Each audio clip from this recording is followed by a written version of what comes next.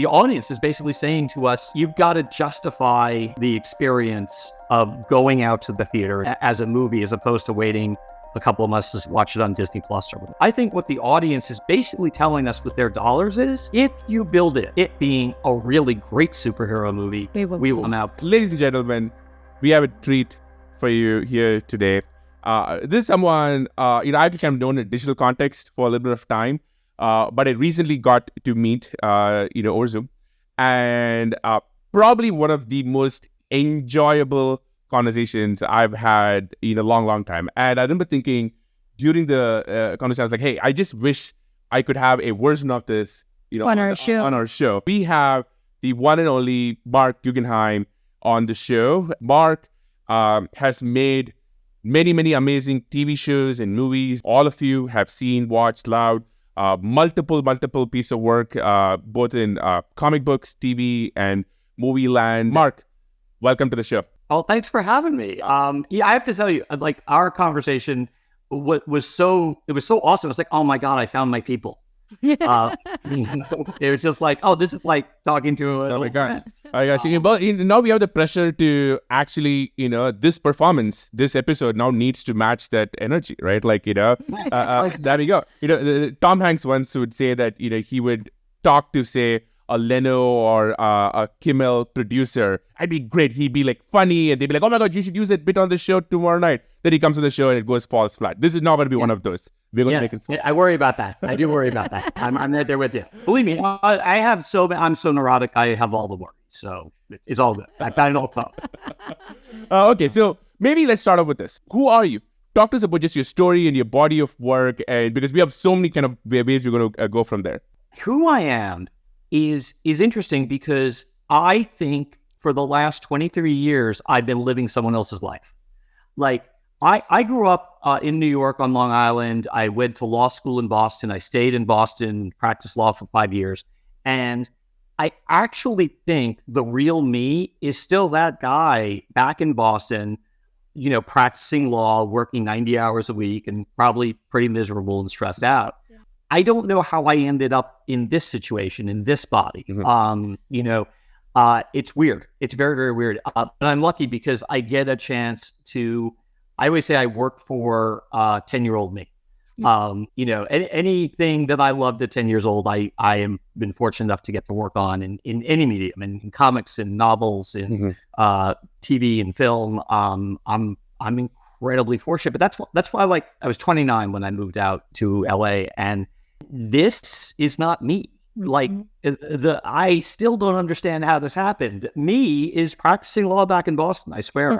My next novel is going to be about parallel universes. It's built in large part of this idea that I'm living this weird parallel universe version of my own life, as strange as that sounds. Well, I was thinking about a conversation, and I was thinking, because I remember being struck, like, a lawyer turned, maker of popular iconic TV shows and movies. Like, that's crazy. But I have a theory, and I'm curious to kind of ask you about theory, which is, if you look at law, right, like, you basically have hundreds of year-old frameworks, and then you have new things that come up every single day that push up against frameworks. Case law, constitution, et cetera, right? And is there a similarity between that? And when you're writing, say, a comic book in 2023 or a TV show in 2023, they're like 70 years of canon, multiple universes, what the fans expect, how this has to tie in with the next movie coming out.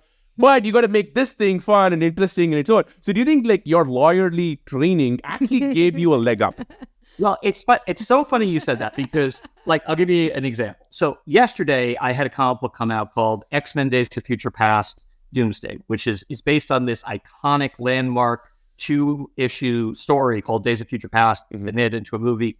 It's that big in comics. But since that, that was published 30 years ago, and in those 30 years, Marvel has published like this story and that story and this tie-in, and it takes place before, it takes place after, or it takes place during.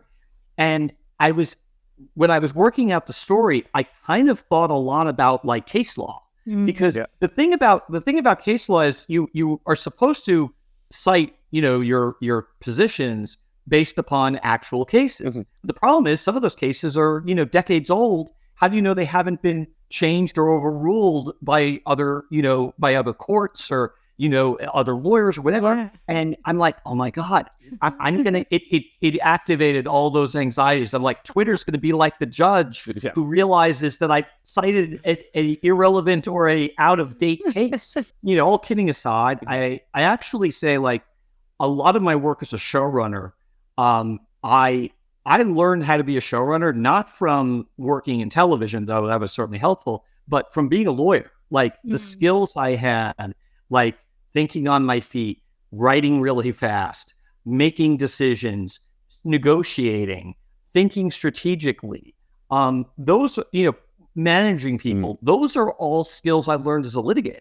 And it's kind of funny, like you in your question, you sort of were like, it's so weird to go from a lawyer to be a writer. And here's the dirty secret. It was kind of the only thing I could actually do.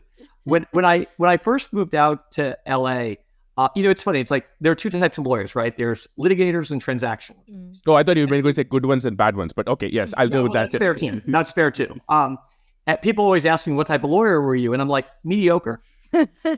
But if you're a transactional attorney, the world's your oyster. You can be a CEO, a CFO, you can CTO, you can do anything.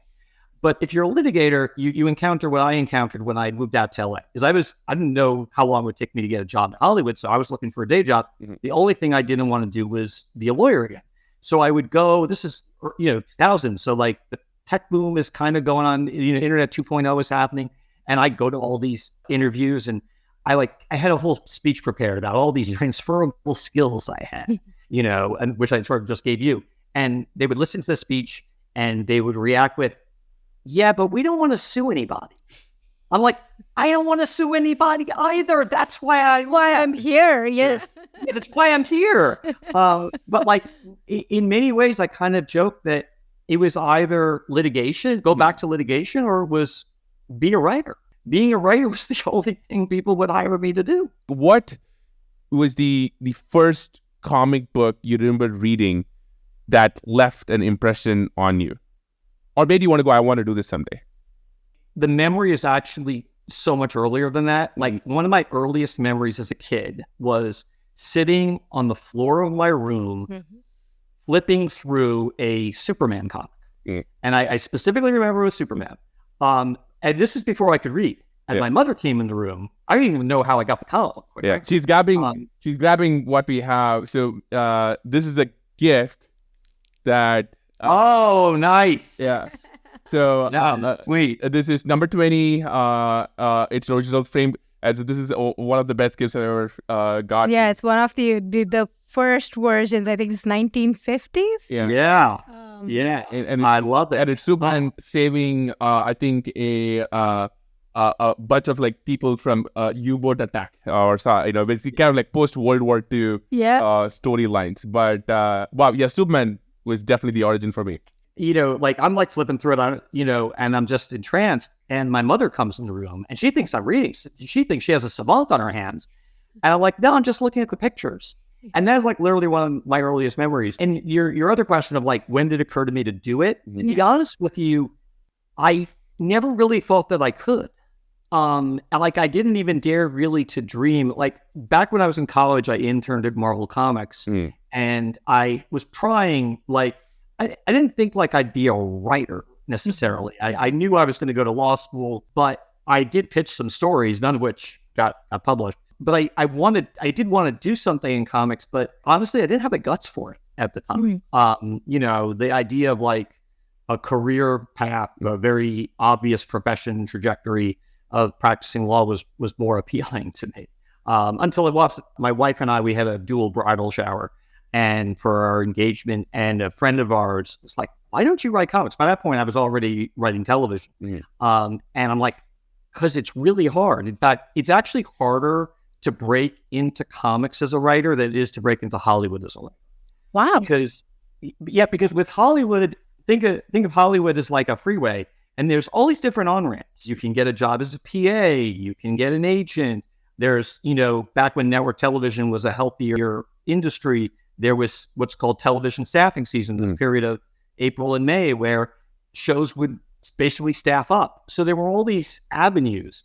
There's nothing like that for writers in comics at all. There's no analog to it. If you're an artist, it's a lot easier. There's portfolio reviews, and you go to conventions and you show your artwork to editors. But for a writer, you can't. It's not like you can go up and say, "Can you read my script?" Right. So it's actually a lot harder. In fact, how does it work? Yeah. How do you get into writing in this case, in this world? Well, I'm the wrong person to ask. I always like to say I had to break in twice. Mm-hmm. At that bridal shower, this friend of ours who had asked why I don't write comics, she was working with David Goyer at the time. Mm-hmm. And David Goyer was writing a Justice Society comic, I think, for Peter Tomasi, who was an editor at DC, and he's gone on to be a very successful writer himself. And she's like, I have to check with David, but if it's okay with him, I'll connect you and Peter together. And Peter and I hit it off immediately, and he bought a 2-issue Aquaman story from me. And that story, I have to tell you, so set the world on fire that absolutely nothing. The phone never rang. About over a year later, a couple of things had happened that moved in my direction. Joe Straczynski and Kevin Smith, 2 Hollywood guys, were suddenly writing comics. Right. They sort of opened up the path for Hollywood writers to come into comics. So my manager at the time connected me up with someone at Marvel whose job it was to kind of be a little bit of a liaison between Hollywood and comics. And he connected me up with Axel Alonso, who went on to become the editor-in-chief of Marvel. And Axel bought a Punisher story off of me, and that led to other work. And then suddenly the phone started ringing. So, imagine this whole period of time when you're writing, and by the way, your Wikipedia page, we're going through, we're like, okay, there's a lot of work in here, right? Yeah. So imagine you're making the movie of your life, and there is a montage sequence of this time of you poring over comic book scripts. Like, what does that montage sequence look like? What are the core beats of you working on these comics? What are you spending your time doing? It's funny. I don't know if this exactly answers the question. I guess there are like 2 key moments. The first is that to write the Aquaman story, I had my outline and everything, and I was working on a show called Jack and Bobby at the time. And I was sitting in my office at Jack and Bobby, and I'm like, okay, got my outline, I'm ready to write. And I put my hands to the keyboard, and nothing happens.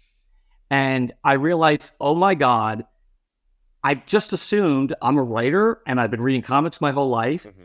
This should be easy. And I suddenly realized I had no idea what the hell I was doing. Even though I had read some comic book scripts at the time. And fortunately, Jack and Bobby was co-created by a very talented and wonderful person named Brad Meltzer. Brad is a novelist, but he's also written very important comic books like A Run in Justice League, Identity Crisis.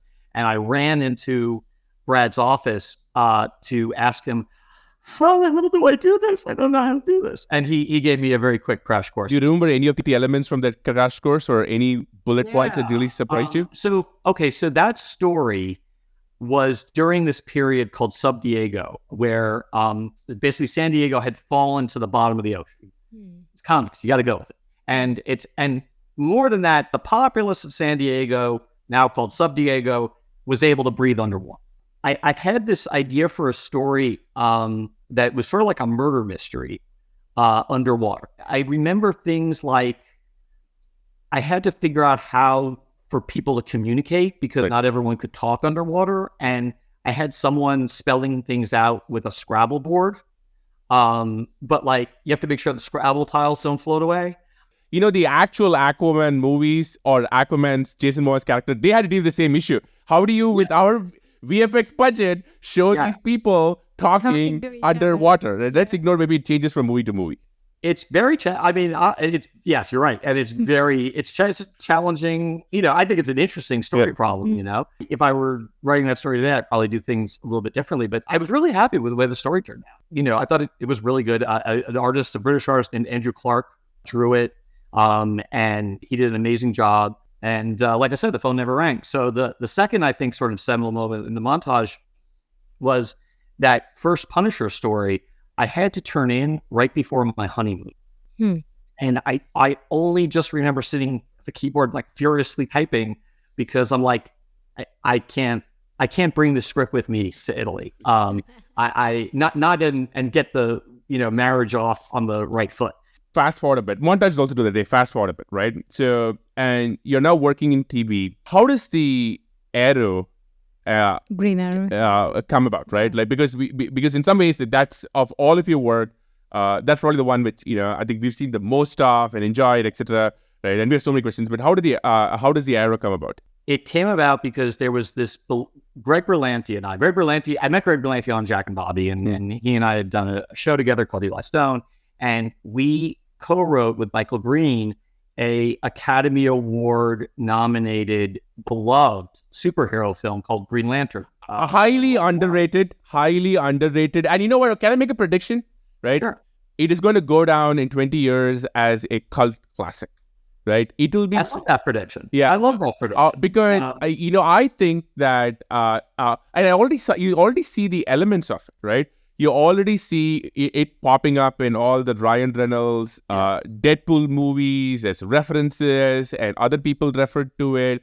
I think that it's going to be one of those things which come back. And I also say I'll never forget the scene, and we're going to have probably editor find this, when during the promotional tour when the movie gets announced, Ryan Reynolds at Comic-Con, a young kid asks him, and from memory, he gives, in Darkest Day, and it is chilling, right? It is a chilling viral moment.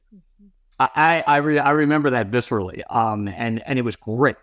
Basically what happened was Greg, Michael, and I were taken off the movie. Another writer was brought in, another director. Greg was going to direct it, another director was brought in, and we ended up with the movie that you saw. But suffice it to say, the experience was not a great one for us. The outcome was not a great one for us. And the movie actually came out basically the same week that Greg returned to Warner Brothers on the TV side. And Peter Roth, the head of television at Warner Brothers at the time, said to him, like, I remember going to lunch with you, and you had the most amazing idea for a Green Arrow TV show. I really wanted that to be the first thing you do. Mm-hmm. And Greg and I have been talking about doing it together, but then Green Lantern comes out and, it bombs and we're sort of being excoriated in all the reviews. And we're like, do we really want to do another superhero? Do we really want to do another DC superhero? Do we really, really want to do a DC superhero with green in the name? Like, I mean, how stupid are we? And then, by the way, cut to, 10 years later, the answer is pretty stupid. Because we did end up doing it. The reason I mentioned Green Lantern is that we eventually did do it, obviously, but Green Lantern taught us not that we don't know how to do these characters. We actually do. I always tell people, like, a simple Google search will surface our first draft. So you can read what we originally had in mind. But it taught us that if we're going to do these characters, we need total control.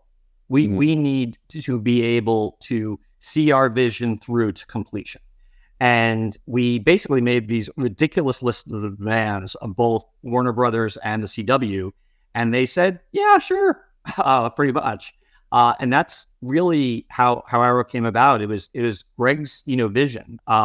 Greg saw very clearly, the flashback structure, the island, the idea of Oliver, not as the quippy sort of uber liberal, funny Oliver Queen of the comics, but as someone who is more like Brody from Homeland, who sort of returns home after years of basically physical and emotional torture. Has he been broken by that experience? Right. Homeland was actually as big an influence on us from the character of Brody to Oliver as any of the comics were. Wow. Wow. Okay. I had no idea. Because when with the comics, right, like Oliver is kind of like a Bruce Wayne character. Like, he's a billionaire, he's a liberal, he has a goatee, he has some drinking issues, if I remember at times. And but then I remember us watching the first episode of The Arrow, blew us away, right? Blew us away. It had, because in so many ways, it had all the elements which set up the show. Yeah. You got to meet all the characters. It also had things that you've never seen before, like the salmon ladder pull-up sequence, which because of that I started working out, and I still can't do that. Talk to us about like the making of the pilot and the casting, because so much could have gone wrong, because you have a guy who shoots arrows in a city. How do you get somebody take that seriously? There is a younger sister, there's a memory issue. There's so many things happening in there. could have easily got. We could. There are multiple other timelines where the show does not work. This is the timeline. Oh my God! I mean, tell me about it. Like, we were terrified. And the funny thing is, like, I was actually producing. I was producing Arrow, but at the same time, I was also producing another pilot that year for ABC. No, for Fox. Sorry. So I was sort of running in between casting offices and production offices. But I remember very vividly, we were casting Arrow out of Greg's offices at the time. And his offices were sort of like, there was like one big office for the president of his company, and there was a long hallway, and then Greg's office at the other end of the hallway. So we were casting out of the president's office. And Greg said, I'm going to go down the hall. I got to go work. If you see anyone good, bring me over. So the very first person to come in, very first audition, forget about audition for Oliver, audition at all, is Stephen Amell for Oliver Queen. We watch his audition. One of us runs, like Lewis runs, down that hallway, knocks on Greg's door, and Greg's like, there's no way you saw someone good that fast. And we're like, not only did we see someone good, we saw Oliver. Like, it wasn't even a question. Like, I mean, to the point where, when you cast a network pilot, you actually have to bring to the network two actors at least, a minimum, to test. We didn't even know who we would pick for number 2. And to this day, I still can't tell you who number 2 was, because I mean, that poor bastard, whoever he was, like, had no chance. I mean, Stephen so blew me away that I saved his audition on my computer. Like, I still have his original audition, because I was like, even if we don't end up casting him for whatever reason, we can't make a deal, the network doesn't like him, whatever, I'm like, this guy's a star. Did you not ever, usually I don't know how auditions work, right? But I've always thought of it as like the Tinder problem of you have to kind of go through, like, you find a match and you're like, yeah, really good, but man, I'm missing out on so many other people. And you kind of like want to have this impulse to go through the whole thing. Did you not have that in this case, where you're like, yes, this person's really good, tape's awesome, gonna save it, but I got to go see this through because I don't know what else I'm going to miss out on? You're absolutely right. It's a very apt analogy. I'm going to add a shimmy to the analogy, which is, back when we were doing Arrow, it was on a normal network schedule, which means that all the pilots that are going to be shot that year are being prepped and cast by all the other studios and networks at the same time. So it's like looking at a Tinder profile, and you don't even have the luxury, really, of saying, well, what if there's someone else out there? Because you're like, I got to get this person right now, because, and that's the thing. We were like, our casting director, David Rappaport, he brought in Stephen first very intentionally. He knew Stephen was the guy. In fact, by the way, Grant Gustin, who played Flash, and Melissa Benoist, who played Supergirl, they were also the very first actors that David brought in for their respective shows. So David really knows his business. This was like a Monday or a Tuesday, and he said, just FYI, Stephen's going to be off the market by Friday. By the end of the week, someone else will have snatched him up, because, again, for the same reason I kept his audition, it was so obvious the man's a star. So it's sort of like it's like Tinder, but with, you better swipe. Yeah, and they're getting married by this weekend. Okay, the iconic salmon ladder sequence. The pilot was directed by David Nutter. David Nutter is the Steven Spielberg of television pilots. He's known for directing the Red Wedding episode of Game of Thrones, for example. But what he's truly amazing at is directing pilots. His batting average is ridiculous. It's like 900. I'm not joking. And some of the shows that he's directed are iconic shows like Supernatural, and I'm, of course, blanking on the other names. But anyway, while David was up in Vancouver prepping the show, Stephen was down in Los Angeles working with a trainer to bulk up and learn the parkour stuff we want him to do and the fighting stuff with someone from American Ninja Warrior. And Stephen would just occasionally send phone videos up to Vancouver, for David to see, like, oh, I'm doing this today, I'm doing that today. Yeah. And he sent the salmon ladder video, a video of him, like, this trainer's got me doing this.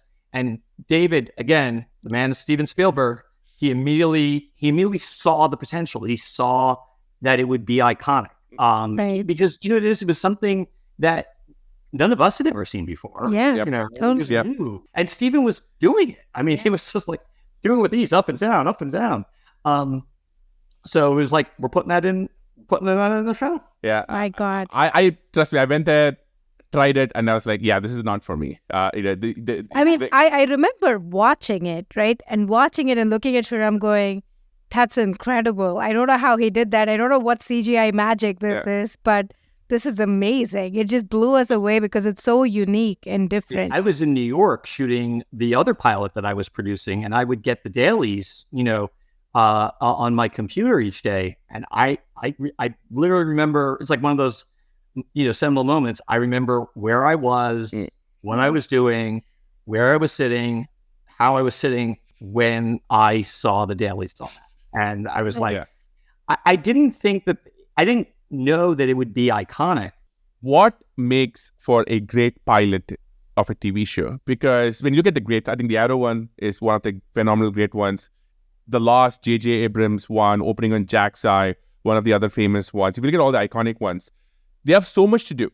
Introduce the characters, introduce the stake, do all the basics, show enough that get you really hooked, have enough things happen in the very first episode, probably spending a lot of your money in there, but also set up all the elements and structure to keep you watching not just this episode, but also going to be the structure for a season which may not have been picked up yet when you actually, written the pilot, and makes you want to, then hit next on Netflix or wait for the next week or whatever it may be. So what are the elements that make for a great pilot? I think at a minimum, there's directing, writing, which includes the story and how much you're telling and everything, and casting. And I think you need a minimum of 2 of the 3 in order for it to work. And of those 2, probably 1 is going to be casting. So I think it's like casting, and either the directing has to be really good or the writing has to be really good. Because television is different from film. In film, we used to at least, go into theaters. Our relationship with the actors is very different. They're on a huge screen and we're sitting and we're on a night out. Whereas with television, you're inviting the cast into your bedroom, into your living room. It's a more intimate relationship. So I feel like you can actually get away with not great casting in a movie if writing and the directing are great, but you can't get away with that in television. Like you mentioned the Lost pilot. I think J.J. Abrams' superpower, and he's obviously very talented and he does a lot of things well, but I think the thing he doesn't get enough credit for is his ability to cast. Give me an example. Oh, well, Chris Pine as Captain Kirk. The whole cast of Lost, I mean, they're all perfect choices. Finding Daisy Ridley for Force Awakens. I can't actually think of a movie or a TV show, quite frankly. Jennifer Garner for Alias. Everything he has worked on, the casting is pitch perfect. To a ridiculous degree. There's not a single weak bat in the whole lineup. And in many ways, the number of stars that he has not created so much as located and found people who had star quality, who would become stars, is I don't even know who number 2 is in terms of that. So I think, and like I said, with television, casting is so critical. Lost it's brilliantly directed, it's brilliantly written, it's shot in Hawaii, the production values are great. But to me, it's funny, my daughter just rewatched the pilot with her friend, and I was looking in and sitting there for a bit, and I was so blown away by with all those elements. If you don't have that cast, I don't think it's the same show. Wow, okay. It's certainly not a phenomenon. So the pilot happens, and the show gets picked up. Is there pressure now to go deliver based on the pilot was amazing? Oh my God, we don't want this to just deteriorate from there. What happens post? Now we got to save the city. Well, we had 2 what I would describe as unfun conversations. Okay. The first was the studio execs brought us in and said, the pilot looks like a movie. How are you going to do that every week on a TV on a network budget and a network schedule. And I'll be honest with you, I don't know what line of bullshit I gave, because truth be told, looking back on it, I'm like, I don't think we really had a plan for how we were going to square the circle, but we were very, very lucky. David Barrett, this amazing director who's done millions of hours of television and movies, he came in and he directed episode 2. Mm-hmm. And he really raised the bar. I mean, in fact, I think if you go back and you look at Arrow episode 1 and episode 2 compared to the things we did even in season 1, much less in season 5, it looks small now. Right. We kind of learned, David, we were fortunate enough, 2 Davids, David Barrett, took what David Nutter had done and elevated it. And he brought in things like the steady cam and what we call the Russian arm and things that helped us make the action sequences look incredible. So that one moment was like the studio going like, how are you going to do this every week? And the other was Peter Roth, again, the head of Warner Brothers Television, took us out to lunch and explained to us in painstaking detail how if this show doesn't work, there is no CW. Wow. Okay. Oh, Wow. No pressure. No pressure. Okay. I have a theory on the jumping off that, which I want to run by you, which is the Arrow famously, I would say, creates the MCU of TV, right? It's, in so many ways, everything which happens after The Flash, Supergirl, all the crisis storylines, all of that happens, because of the Arrow and CW. And all tying back to that pilot, that show. In some ways, that pilot is the version of Iron Man and Sam Jackson showing up and saying, I want to talk to you about the Avengers Initiative. Now, the theory I have is, if you look at both those examples, none of them had new or for a design from the scratch to be an entire universe franchise. Right. On the other hand, when you look at movies and shows which were designed from the beginning to be like, oh, this is going to be the monster universe, and there's going to be 3 movies, or there's going to be a multi-thing arc, and there's one on Amazon right now, it's going to be one in every movie. They don't often work. Yeah. Right? And there's something... So they have yet to work. Yes, they're yet to work. So why is it? That's fascinating, because it is almost you have these organic things, and maybe there's a red herring in there and we can explore, but that becomes basically a universe. On the other hand, people are like, I'm going to give you money for multiple movies, multiple shows, constructed from the beginning, but they never work. Why is that? Well, I think it's very simple. If you try to run before you can walk, you're going to end up on your face. Mm. And I think, all those, movies that have come out and said, this is the start of a universe, they're so focused on the universe, they haven't, you're basically building a house and you have to lay the foundation first. And by the way, it's just, take it from the co-writer of Green Lantern. It's really hard for any of these things to be good. Mm-hmm. Focusing on the future keeps you from paying attention to the present. Get that. I mean, we weren't even thinking, again, of Arrow as a universe. We weren't even thinking of it as a series. We were thinking of it as, let's get the pilot right. Let's do the pilot correctly. In fact, there's only one Easter egg. And that's the thing. We didn't actually think we were planting any flags. We were only thinking in terms of Easter eggs, like fun things that we thought as fans ourselves we'd like to see. For example, like in the opening shot of the pilot, you see the Deathstroke mask. Mm-hmm. And you know how that came about? That didn't come about because we planned on putting Deathstroke in the show. That came about because David Nutter was like, I've got an idea for a shot, but I need something in the foreground here that I can pan across. Mm. And Jeff Johns was on set that day, and he's like, when they were prepping it, and he's like, well, what if it was Deathstroke's mask? It would be a fun Easter egg. No expectations, no ambitions beyond. And that's so much of what season 1 of Arrow was. It wasn't us planting flags and saying, we're going to revisit this. It was us saying, this would be fun.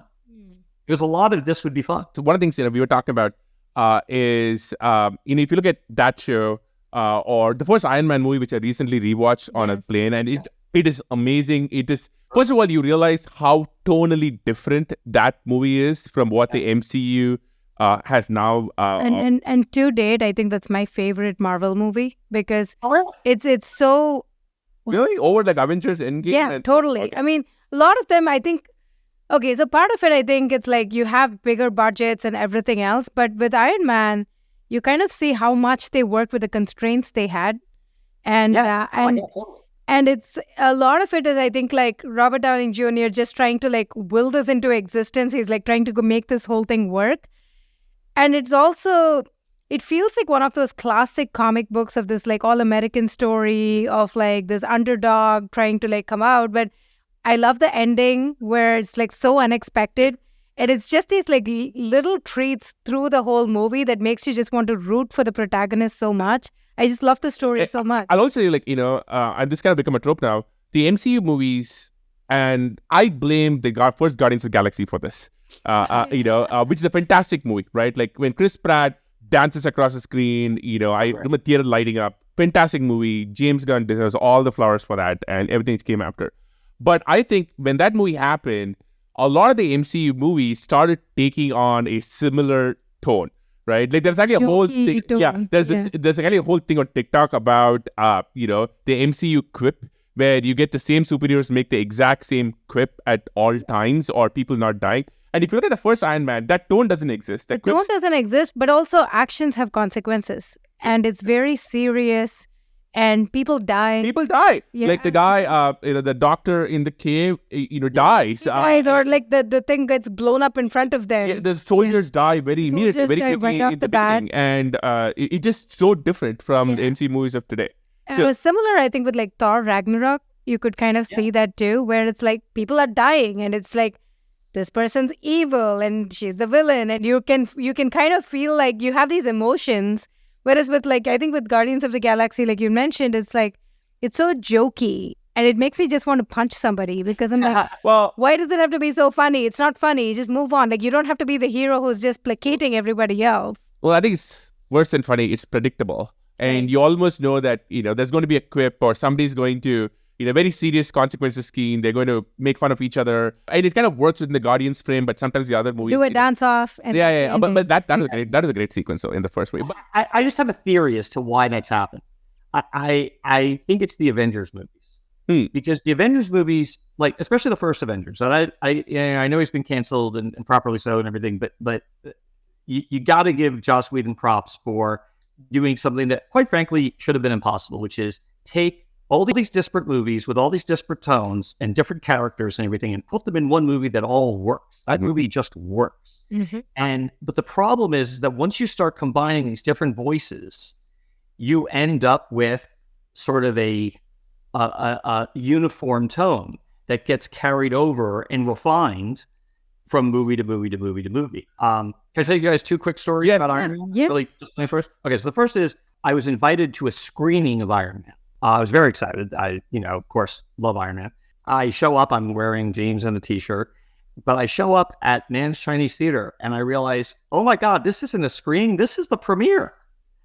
So I was the most underdressed person at the Iron Man. Iron Man is the reason Green Lantern got made. Because totally unplanned, obviously movies come out over the weekend and we delivered our first draft of Green Lantern to Warner Brothers the Monday after the movie opened and had a huge weekend. And, we had jet fighters in our movie and, Iron Man's kind of like a human jet fighter and, Green Lantern is not an A-list well-known character for most people. Iron Man certainly was not. And that movie was kind of like proof of concept that you can take a character who's not Spider-Man, Superman, or Wonder Woman or Batman and make a successful movie out of them. So if Iron Man had come out and bombed, there would have been no Green Lantern. So fast forwarding to 2023, right? Like we live in the world of multiple Marvel movies a year, all now connecting into this different storyline. And I think one of the questions that I have for you is there comic book movie fatigue, and are some of the tropes so overdone? And I want to give you a couple of kind of reference points here. One is, back in the day when you had, say, Wayne Enterprises vaguely referred to in a Superman, where you're like, oh my goodness, Bruce Wayne and Batman actually live in the same world as Superman. Like, can you believe that, right? Now, in 2023, it is now commonplace to have multiple timelines, and that they're going to have bring back the 80s actor who played this role. It's almost commonplace. Crisis on Infinite Earths, all those things are now happening in the movies. That's number one. And the reference point I think about is Westerns in the 60s, where, there was an era where everyone's watching Westerns, and then there was a time when every trope got so overdone, and then it kind of reached this natural thing. And then maybe 20, 30 years later, you had a movie like Unforgiven come out, which deconstructed the Western, and they kind of said, well, this is why Westerns worked, and it's kind of almost a defining word. But there's kind of an exhaustion period. So I am curious of, do you think, the current state of comic book movies, both the Marvel side and the DC side, are reaching a point of exhaustion where they're like every sort of origin story, costume, discovery of powers, introduction of the villain, the sidekick, multiple timelines now is so overdone and so explored, and there's going to be fatigue? Look, I think so. I think superhero movies are going to become like what Westerns are, which is it's a genre that you revisit every now and again. I question myself, how much of this is superhero movie fatigue and how much of this is not great superhero movie fatigue? Because here's the thing. Look at one of the most successful movies of this year is Across the Spider-Verse. Yes. Which is a show with all the tropes, including the multiverse, and it's a huge, huge hit. Why is it such a huge hit? Because it's done so well. Yeah. I mean, it's so good. I personally don't think of it in terms of like the audience is tired or not tired. I think what the audience is basically telling us with their dollars is, for a long time, superhero movies that were not particularly good were doing gangbuster business because of just the flywheel and everything. We're thankfully, because I think this is good for comic book movies. I think it's good for the business. I think it's good for the audience. Thankfully, I think we're past that. We're basically saying, like, the audience is basically saying to us, you've got to justify the experience of going out to the theater and seeing this as a movie, as opposed to waiting a couple of months to watch it on Disney Plus or whatever. That's true. I think the Spider-Verse, there's also like all these examples, right? There's like, for example, the Deadpool movies or Logan from a few years ago. But talk about superhero movies. Maybe let's go back to the original and maybe the one which created the genre of the Superman. And there's a couple of questions. So I grew up on Superman. There's a Chris Reeve, behind me right there, which kind of really defined my childhood. And now, as we're recording this, it's obviously, James Gunn has been actively casting for his version of Superman. So two questions, right? Or maybe just one question. Superman is always rumored or always seen as a very difficult movie to get, right? As opposed to Batman, because the theory that I've heard as an outsider is he has no darkness, he's goody two shoes, right? As opposed to, you can explore kind of the psychological trauma that makes up Bruce Wayne, losing his parents and all of that. Obviously as iconic as Christopher Reeve movies are, and I think Henry Cavill also did a great job, and so did Brandon Routh.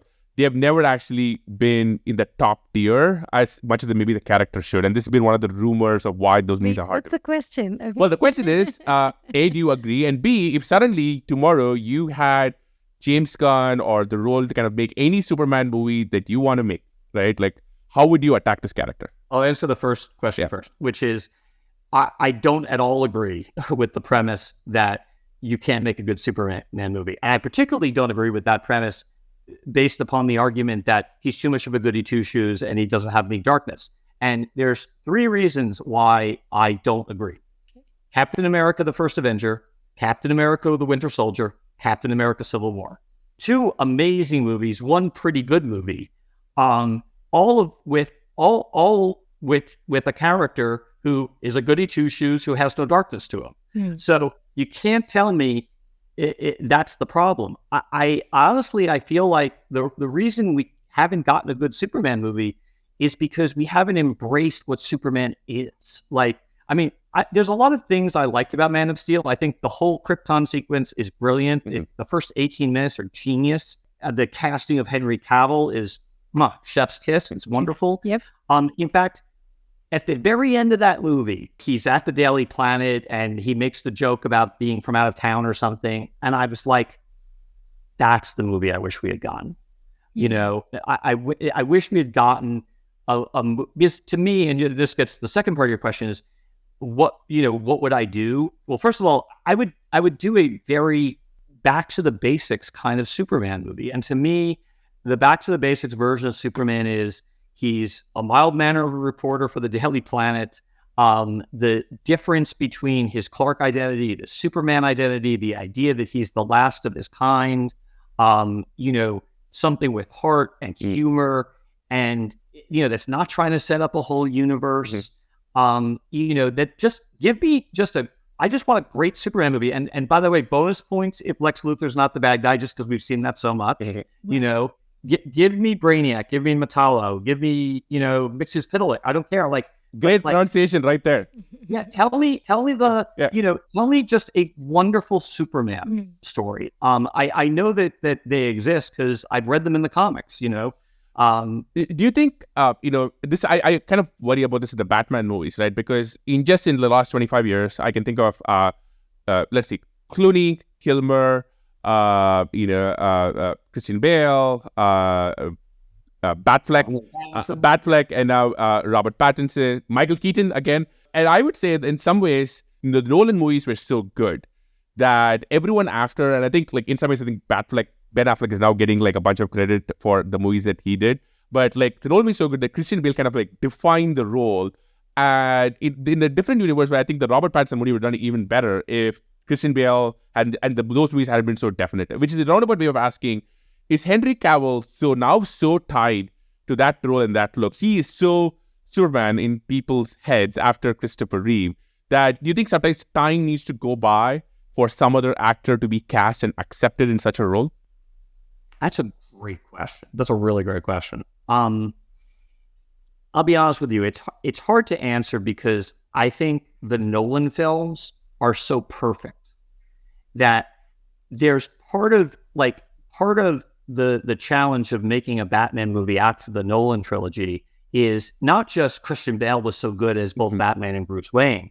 It was because these movies were so great. I think the fact that, the Henry Cavill Superman movies, I never like to pass judgment on another writer or director's work, but I will say that suffice it to say, we never got the pure version of Henry Cavill as Superman that I was craving. And I think because of that, it probably opens up more of an opportunity for another actor to come in and embody that role. That's a tough one. That's a question I'm going to be thinking about, at midnight tonight, I'm going to, wake up and go, that's what I should have said. I want to talk about the weaponization of nostalgia. What does that mean? Well, let me put it this way. I think the first time I saw this happening was I was in the theater and this is the trailer of The Force Awakens. The first time the Force Awakens trailer was popping up. And if you remember the trailer, there are all these shots. There's a shot of Rey zipping past, the crashed, cruiser, and so on. The crowd erupts on two sequences. The first is just the beginning where LucasArts shows up and you get the tinkling sound. Yeah. And the second is there's a blackout scene in the sequence in the trailer. And then you hear Harrison Ford say, Chewie, we are home. And it opens up them being the Millennium Falcon, right? And I forget which movie. It's one of these big movie summer blockbusters because they're doing the trailer right before that. The entire theater erupted when that happened, right? Because it was and by the way, I felt that many of the times for me, it was when watching the Brandon Routh movie and when John Williams' score hits and you get the big S. I was back 7 years old watching this movie with my dad, and I want to talk to you about Picard because I think there's another version of it. Now, but what seemed unusual then, you've seen so many versions of now. Most famously, for example, I think Marvel actually did a fantastic job with this, with the Spider-Man version. That, I was there in the theater when, so I'm just describing these things, but when, when Andrew Garfield walks in and then Tobey Maguire walks in, the theater just erupts, right? My audience went crazy too. It's so crazy. It's so crazy. And it's so perfectly and well done and all of it. I know we have Michael Keaton coming back. I haven't seen the movie, but Michael Keaton coming back. Now, do you think, though, that this is now a trope where, you get Hollywood basically okay, let's go back to the 90s and let's go back and there is always kind of a flashback sequence or a multiple timeline sequence and let's basically weaponize your childhood memories. The issue that you seem to clearly like it. Well, I think I like it when it's well done, but there are a lot of cases when it is not. I'll give you cases when it is not, and this movie had a lot of other issues, is the recent Jurassic Park movie, right? Where you get Sam, but it just doesn't work, right? You're like, So is it that they're overdoing it, overusing yeah, it? I guess there's an overdoing part. Sometimes it's done right, and sometimes it's not done right. So I guess the question is: A, is it being overdone, and how when is it, and how would you do it right, and when is it just a cash grab? Well, here's the thing. This is very Pollyanna-ish of me, but I like to think of these things not as tropes, but as its own sort of subgenre. The legacy sequel. Where you're bringing, actually, sort of the first legacy sequel I can think of is a movie called The Color of Money that Martin Scorsese directed back in the 80s, I think it was the 80s, where it was Tom Cruise and Paul Newman. And it was actually a sequel to Paul Newman's much, much, much older movie called The Hustler. And Paul Newman was reprising his role as Fast Eddie Phelps. This is based on two novels written by the same guy who wrote The Queen's Gambit.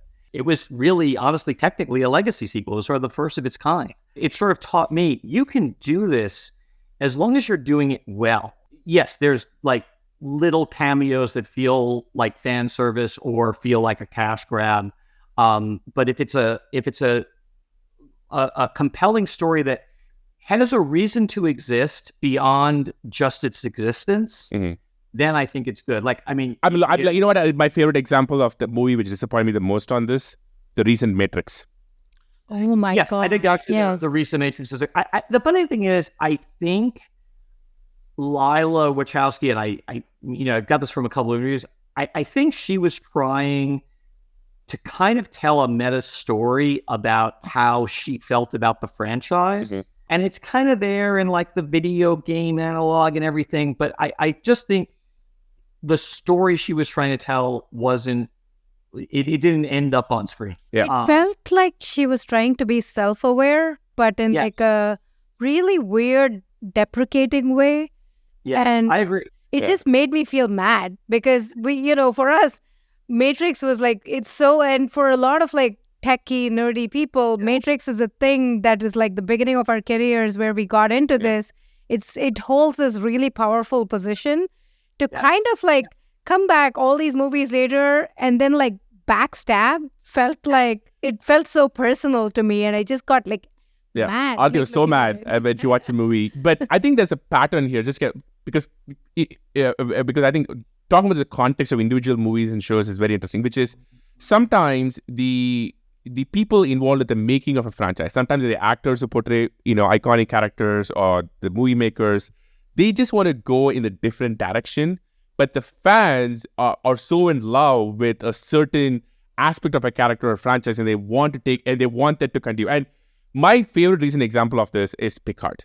Jean-Luc Picard has sort of influenced me maybe more than any character in culture, right? I think a lot of people, when you grew up, you were like, this is the guy I want to grow up to be. This is how you manage, how you be a leader, how you manage conflict, all of it, right? We all grew up in the, Jean-Luc Picard was the guy. And, everything, right? You remember the iconic episodes. I still remember him crying with his brother. And when Picard season 1 came out, right? But the backdrop for this, by the way, is I felt like the TNG cast never got the proper send-off. You had this weird ending where Data kind of dies in Nemesis and whatever. But anyway, so when Picard season 1 came out, I was over the moon. I was like, okay, we're now going to see the actual send-off for the TNG cast for maybe what is one of the most beloved characters, on TV with one of the most beloved actors. But Picard season 1 wasn't that, right? It had some elements, right? And you obviously, it was amazing, to kind of see him, Sir Patrick Stewart, him playing the character, but it wasn't that, right? Until season 3. So, but I guess I want to get to season 3, but do you think sometimes as a creator of a movie or a show or an actor wants to go in a different direction, but the fans are like, no, we want the thing that we loved? Well, I'll tell you two things. First of all, I'll say I think you forgot or you left out the most important thing that Picard stood for. That boldness can be cool. Right. Okay. So just had to get that in. The other, somewhere Mark Andreessen is going to watch this episode and be like, aha, I agree. Look, I think it's been pretty sort of very publicly, said in interviews and stuff that Patrick Stewart was very clear with the producers that when he came back to reprise the character in Picard season 1 and 2, he didn't want to be on the bridge of a starship. He didn't want to be saying engage. And I think, the various writers and showrunners of those first 2 seasons were sort of working within, trying to work within those constraints and everything. And you can argue, like, I think in season 1, season 2, there are successful moments in each of those seasons, but you're right. Like, it wasn't what the audience wanted. What the fans wanted was they want to see him on the bridge of a starship saying engage. We don't have the kind of time it takes for me to list all the different ways Picard season 3 is brilliant. But I will say it starts off with, it's about something. Very clear. Again, there's a reason for that story to exist beyond just what the fans want or beyond giving the TNG crew a send-off that they deserve. It's about what we pass on to our children.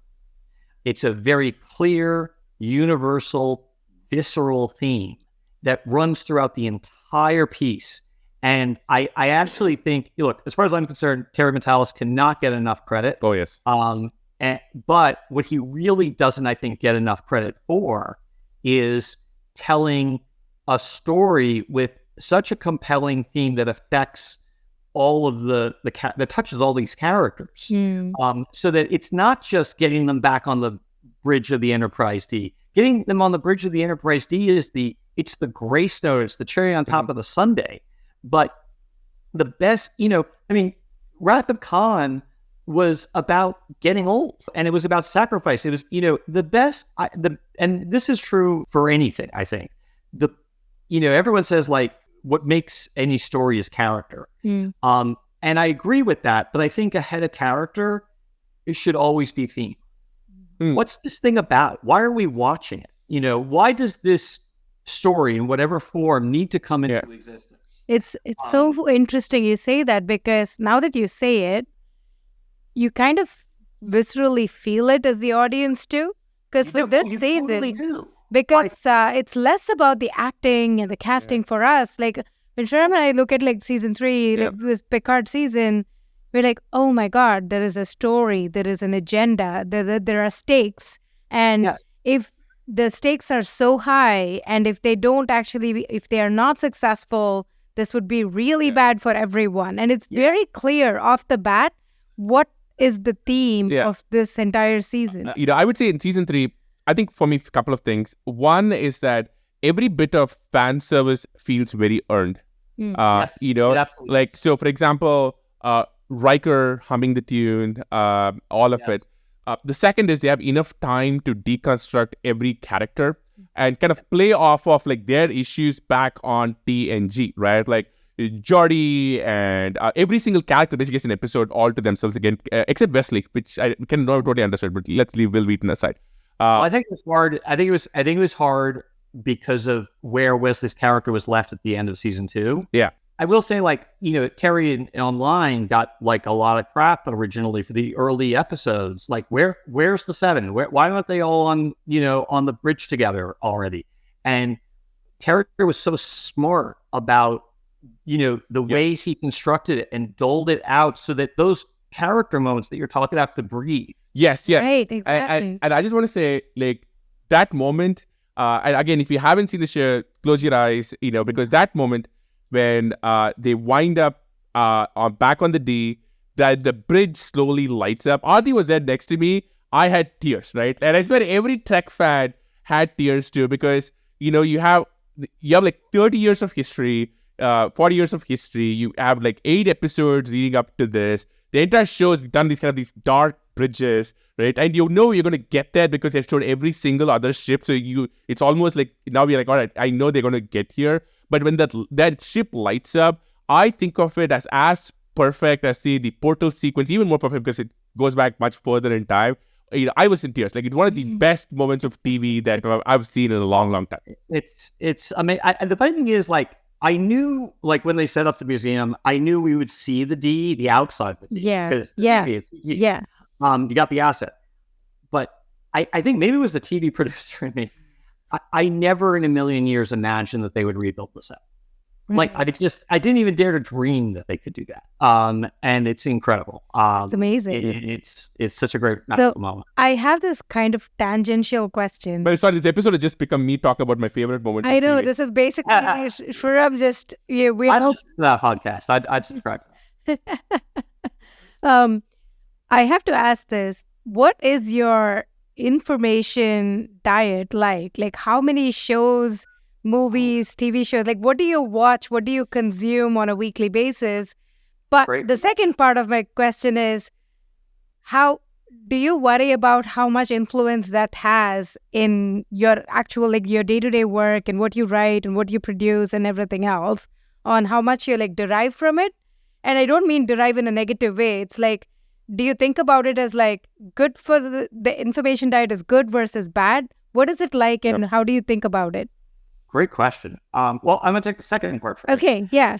So it's funny. One thing I've sort of really been struggling with as we're now in like the third month of this writer's strike is I've really been struggling with inspiration. I realize that part of the reason I've been struggling with it, we're on strike and it's a bummer and everything, is I haven't been watching as many TV shows and movies as I normally try to. Part of it is just like, just the way my days have sort of been unfolding and everything.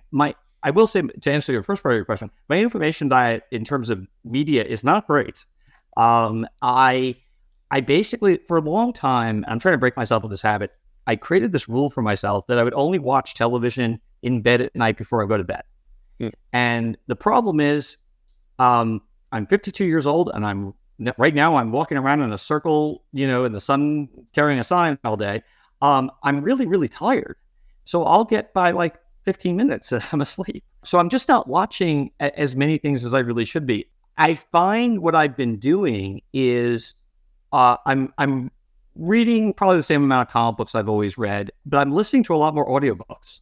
I'll do it on the picket line, so that's a lot of my content lately has been audiobooks. I would love to watch more things. I'm currently watching Secret Invasion right now and enjoying it. I'm going to go see Mission Impossible. I saw Indiana Jones and the Dial of Destiny. We're watching Mission in 2 hours, Mission Impossible. Minus 2 hours, yeah. I'm jealous. We try and get our nanny to stay a little late on Thursdays, just in the off chance that we have a summer blockbuster. Yeah, I think it's very important to watch these movies with the opening weekend crowd, especially for somebody. For example, I was so happy we managed to find a way to watch John Wick 4 in the opening weekend, and that movie is so special. But watching it with the crowd, right, who's so into it, is so important. And I agree. So Mission Impossible 2. Okay, so I want to talk about this. The news of the day in some ways is the actors are going to be joining the writers officially. I think it's been rumored for a while, but it's official today.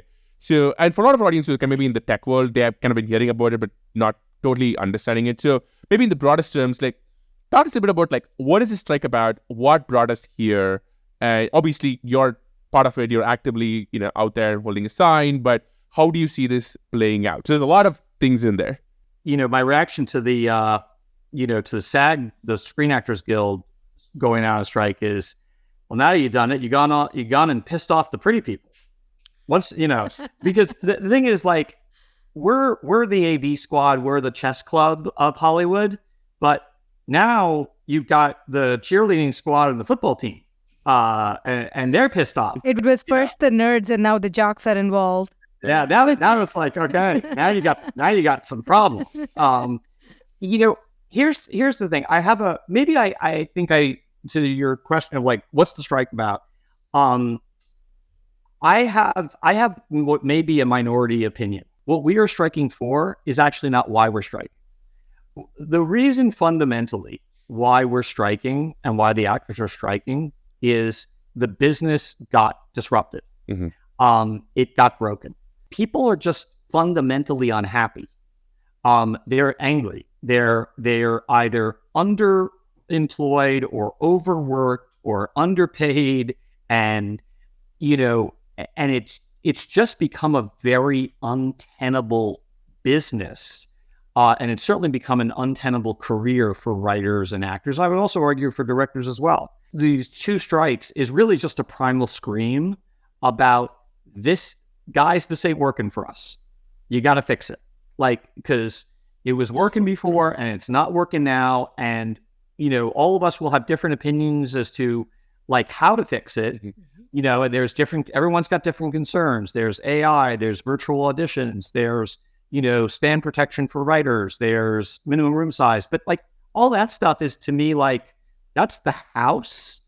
The foundation is what we really have to talk about. And the foundation is this fundamental anger. I mean, it's pure and visceral and real. Disruption's fine, but the idea of disruption is you're supposed to disrupt things in a positive direction. And unfortunately, I think things have been disrupted positively for the consumer. Like, I think nonlinear television is great. As a consumer, I love it. The idea that I can watch any show at any time, on my tablet, on my phone. I hate people who watch television on their phone. Yeah. That's incredible. But for a variety of different reasons, that has resulted in major damage to just the business fundamentals.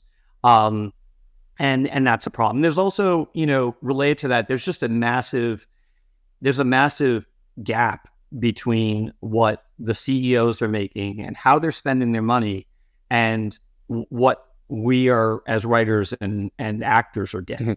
The thing I keep saying is Hollywood has the money.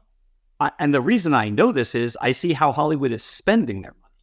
And it's not like, look, is it fun to shame David Zaslav for how much money he makes? Yes, I'll be honest with you. It's a lot of fun because, quite frankly, he should be ashamed. But Wall Street has clearly decided that he's worth it. Fine. Who am I to question Wall Street?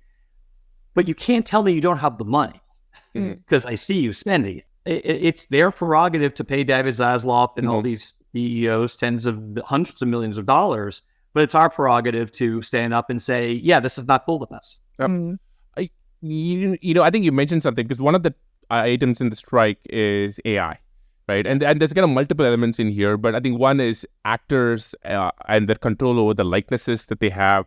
And there's kind of multiple elements to this. I think the most common version of it is like, there's a great Black Mirror episode which just came out with Salma Hayek, which kind of, which I don't want to spoiler, but kind of like deals with the theme of people. Too far gone into spoilers. We've spoiled 5 different shows. If you're listening to this 1 hour for 14 minutes, and you either switches off to watch Picard season 3, or you're still listening and you heard everything and you watch all these shows before. But so actors owning the likenesses. I guess one question for you is, the technology seems to be getting better, right? Like, from everything I've heard, young Harrison Ford looks a lot better than earlier versions of this, like they've tried in like Star Wars movies.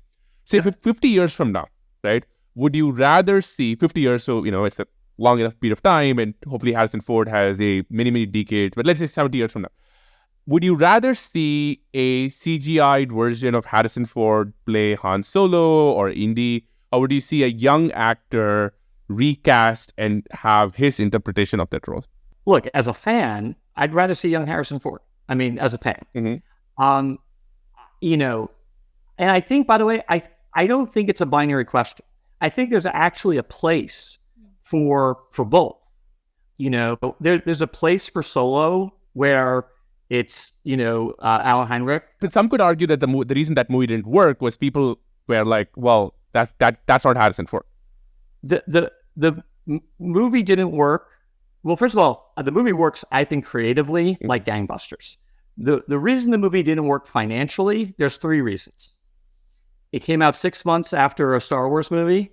It came out 6 months after a Star Wars movie. It came out 6 months after a Star Wars movie. You cannot release Star Wars movies every 6 months. You can't do it. No one will convince me that that wasn't the reason Solo didn't do well. But what I was going to say is, like, so there's a reason for there's a space for Solo, and there's a space for Indiana Jones' Dial of Destiny. James Earl Jones, who is 90 at least, he's definitely up there. He sold to Lucasfilm and Disney his voice, which, by the way, our 4-year-old daughter now loves, and nothing makes her happier than running around screaming, "I'm your father." That's her favorite thing to do. By the way, Darth Vader is easily my favorite Star Wars character because he stands for the proposition that you can be a lousy dad and your kids will still turn out okay. That is, I think, an important message, at least for me.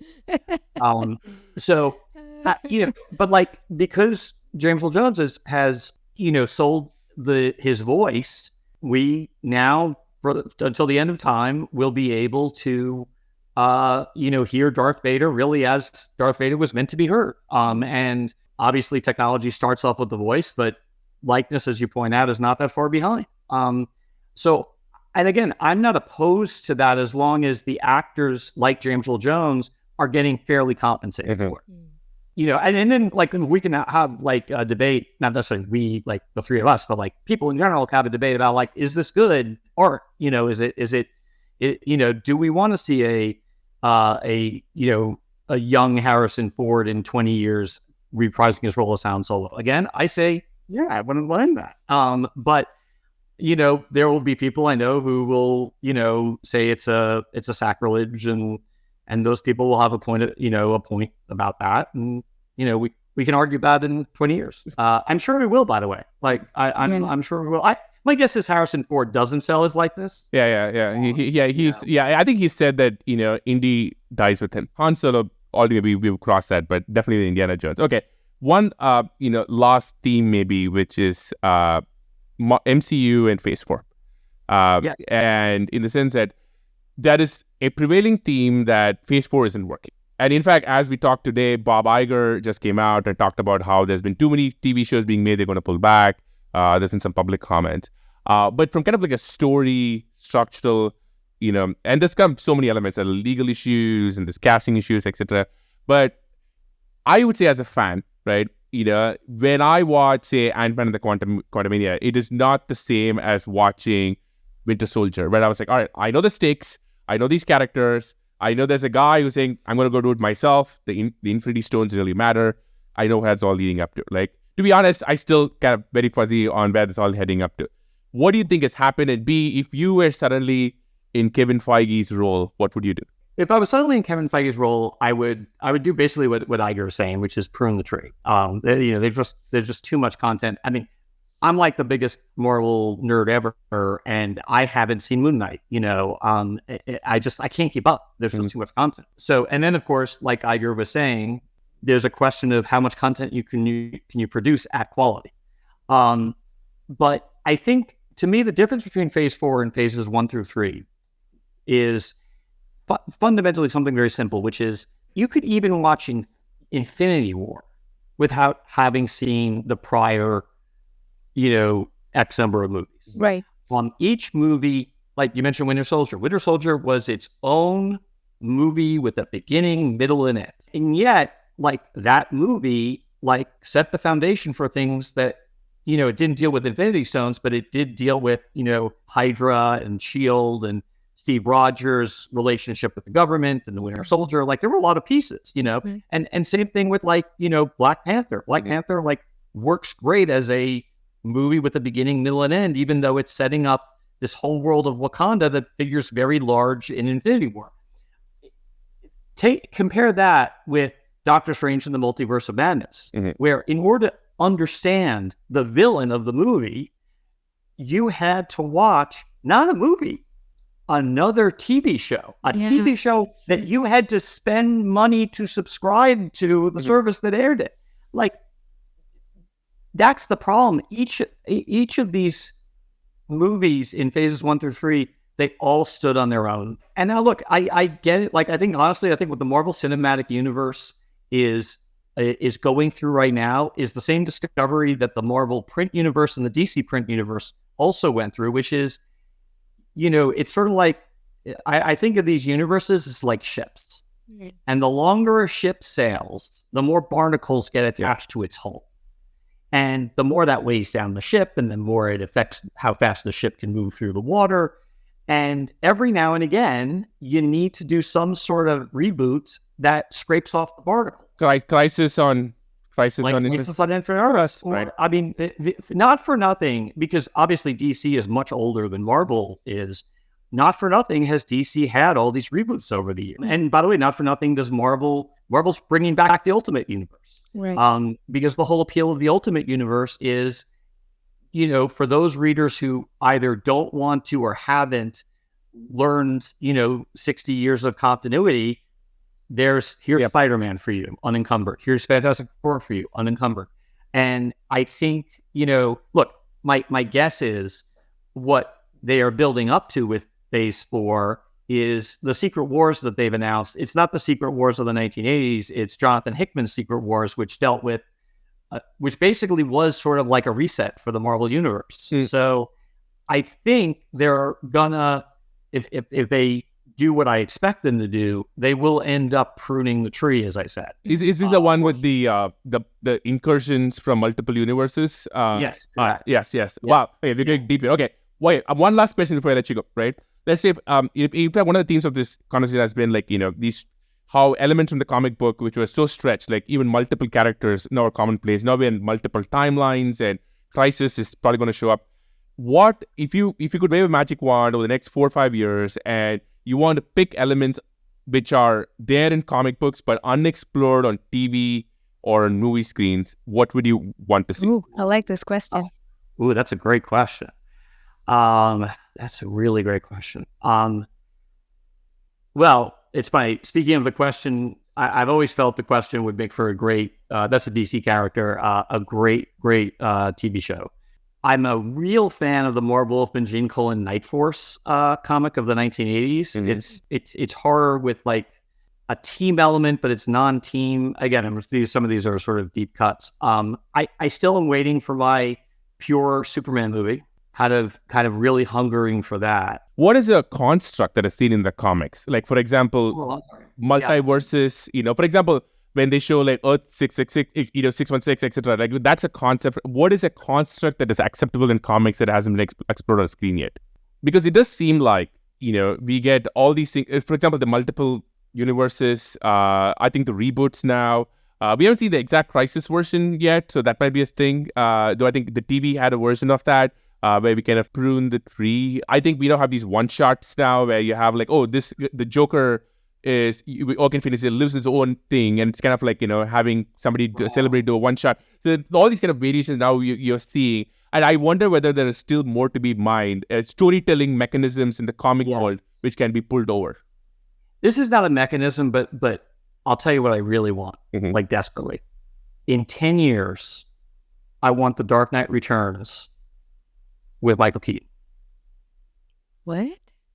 Okay. I want them to adapt. The Dark Knight Returns is the seminal 1986 Batman story by Frank Miller, where Batman is in his 70s or 80s, and he comes out of retirement for, and like little moments have been cherry picked by Batman versus Superman and cherry picked by even Dark Knight Rises.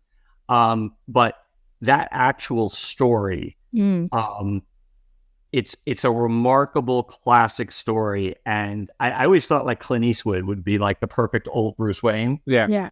But I think Clint Eastwood is a little too old. Michael Keaton's not quite there yet, but when Michael Keaton's old enough, Michael Keaton coming back to be Bruce Wayne again, but coming out of retirement and I like that could work. That's iconic. I remember that. That's iconic. It would be spectacular. I like and you get like a really great, like not Darren Aronofsky, but someone kind of, or like David Fincher. David Fincher doing that movie would be. That'd be the ultimate. Oh my goodness. Very cool. Wow. Okay, Mark, I can't think of more fun note to end on. I just want to say this has been such a blast. It was so fun. We never can. This is fun for me too. So oh my god. So you should come back and do this, and we should, every 6 months, so we should kind of review everything on TV, and we should like. Honestly, we would love to just like do reviews of shows and maybe just like watch it and critique as we watch. I think that'll be really fun. Yeah. Oh my goodness. Yeah. I think you guys should like make it like a regular reaction thing. Yeah. There we go. I'm gonna give you credit. But Mark, you're so amazing. Love your work. Okay, give us some plugs. Right? If people want to find your work, what should they buy? What should they watch? Thank you. The thing I tend to plug the most, because it sort of feeds into everything else, is I have a pretty regular newsletter. I publish it most every Friday, called Legal Dispatch on Substack. And it's markguggenheim.substack.com. And I talk about what I'm working on. I talk about what's coming up. And I talk about process. Sometimes I'll talk about the strike lately. I'll talk about things I've, read or watched and really enjoyed. It's a little bit of like a little weekly diary, basically. Mm-hmm. I've got right now, I've got 2 comic books that are currently sort of running right now. One is X-Men Days of Future Past, Doomsday by Marvel. Issue 1 just came out yesterday. And I also have a 5-issue Star Trek miniseries called Star Trek The Motion Picture Echoes. It takes place right after the motion picture, and it's 5 issues. Issue 3 dropped yesterday on Wednesday, the 12th as well. Amazing. Okay, we're going to have links to all of that below. But Mark, this was such a blast. I had fun finding thank you so much. This is so amazing. Thanks, Mark. Thank you. Thanks so much for making time for us.